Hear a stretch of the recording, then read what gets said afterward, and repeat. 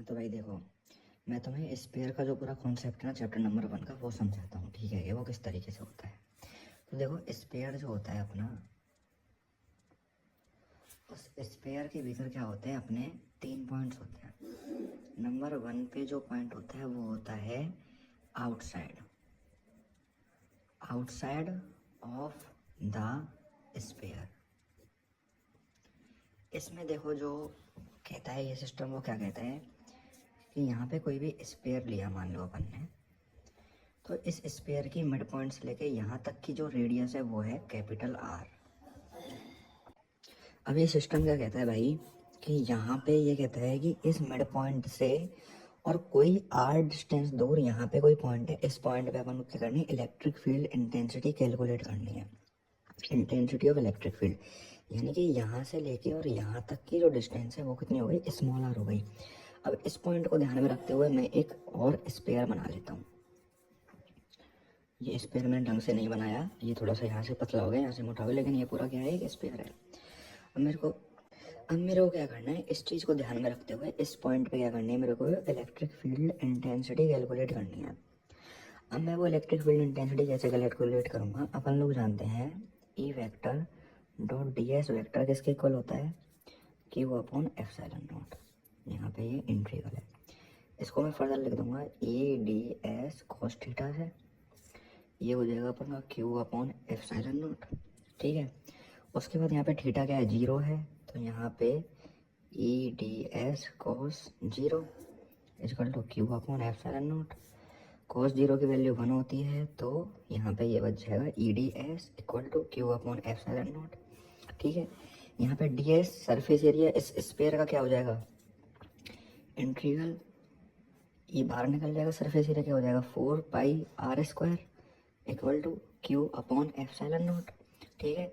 अब यहाँ से ई इक्वल टू क्या बच जाएगा, Q 4 pi are square upon epsilon naught, वो Q upon 4 pi are square epsilon naught, 4 pi r क्या आ जाएगा, इधर आ जाएगा। तो फिर आगे ई इक्वल टू क्या आ जाएगा, 4 पाई और एप्सिलॉन नॉट को अपन लोग क्या लिख देंगे, के, क्यू अपॉन आर स्क्वायर। तो ये अपन की, अब देखो वेक्टर वेक्टर का झंझट छोड़ो, वेक्टर वेक्टर से कोई मतलब लेना देना नहीं है अपन को, वेक्टर फॉर्म में कैसे लिखेंगे कैसे नहीं लिखेंगे, simple A equal to K Q small R square, ये हो जाएगा अपन का आउटसाइड में।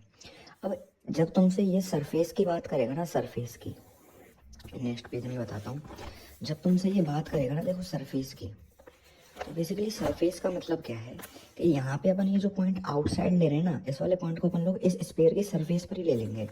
जैसे कि अब सेकंड ये बात करेगा किसकी, सरफेस ऑफ द स्पेयर। तो सरफेस ऑफ द स्पेयर कहने का इसका मतलब ये है कि ये अपन लोगों ने कोई भी स्पेयर लिया, इस स्पेयर के लिए सपोज ये जो रेडियस है वो है कैपिटल आर, ठीक है। तो यहीं पे कोई एक पॉइंट स्थित है जिस पॉइंट की यहाँ से लेके यहाँ तक जो डिस्टेंस है वो है स्मॉल आर। तो यहाँ पे कैपिटल आर किसके इक्वल हो गया, स्मॉल आर के। तो यहाँ पे जब तुमसे इंटेंसिटी ऑफ इसकी पूछे आउटसाइड की, तो तुम्हें ये वाली डेरिवेशन करनी है। और जब इंटेंसिटी ऑफ सरफेस की पूछे तो तुम्हें क्या करना है, यही वाली डेरिवेशन करनी है। बस एंड में तुम्हें क्या लिखना है, एंड में क्या लिखना है कि स्मॉल आर इक्वल टू क्या है, capital R. So E is equal to K Q upon R square, इस तरीके से तुम्हें लिख देना है। मतलब सिंपल सी बात यह है कि तुम्हें जब intensity of surface of the sphere पूछे ना, मतलब इलेक्ट्रिक फील्ड इंटेंसिटी है सरफेस ऑफ द स्पेयर, जब आर इक्वल टू आर है तो तुम्हें क्या करना है, यही वाली डेरिवेशन करनी है पूरी, ठीक है। बस एंड में क्या लिखना है, आर इक्वल टू आर है, मतलब यहाँ पे चाहे आर लिख लो चाहे कैपिटल आर लिख लो, तो हम लोग क्या करेंगे, आर को कैपिटल आर से रिप्लेस कर देंगे। बस सिंपल ये चीज़ याद रखो। मतलब देखो यहाँ पे क्या हो रहा है, ये आर है और ये वाला कैपिटल आर है, यहाँ पे स्मॉल आर है, दोनों आपस में इक्वल है।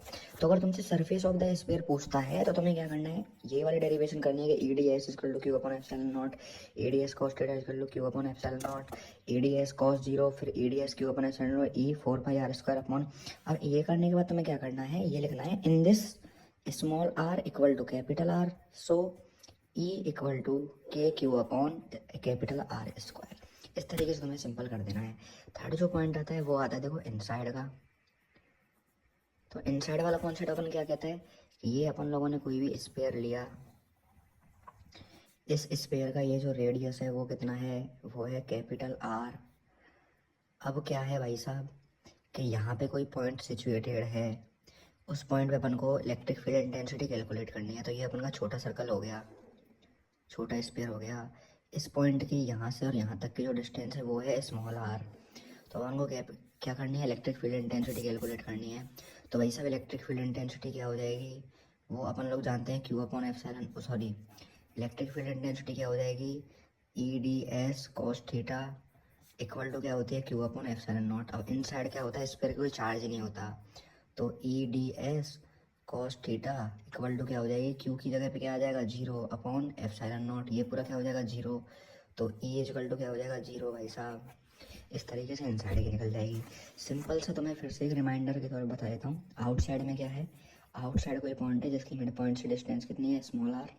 तो ये पूरी डेरिवेशन करनी है, 4πr², यहाँ तक करने के बाद ई यहीं पे रहने देना, 4πr² को नीचे भेज दो, 4π और एप्सिलॉन नॉट की जगह, क्योंकि देखो के इक्वल टू क्या होता है, 1/4π एप्सिलॉन नॉट। तो यहाँ पे 4π एप्सिलॉन नॉट की जगह क्या लिख देना है, के लिख देना है, क्यू का Q upon R square, E equal to K Q upon R square, ठीक है। उसके बाद सेकंड जब वो तुमसे पूछेगा सरफेस ऑफ द स्फीयर की, सेकंड वो तुमसे क्या पूछेगा, सरफेस ऑफ द स्फीयर की, सरफेस ऑफ द स्फीयर। तो सरफेस ऑफ द स्फीयर में क्या है, ये अपना एक ही स्फीयर बनेगा, इसके यहाँ से लेकर यहाँ तक की डिस्टेंस कितनी है, कैपिटल आर, और यहीं पे पॉइंट है तो उसकी डिस्टेंस कितनी है, स्मॉल आर। तो यहाँ पे अपन के पास क्या फॉर्मूला है, K Q upon small R square.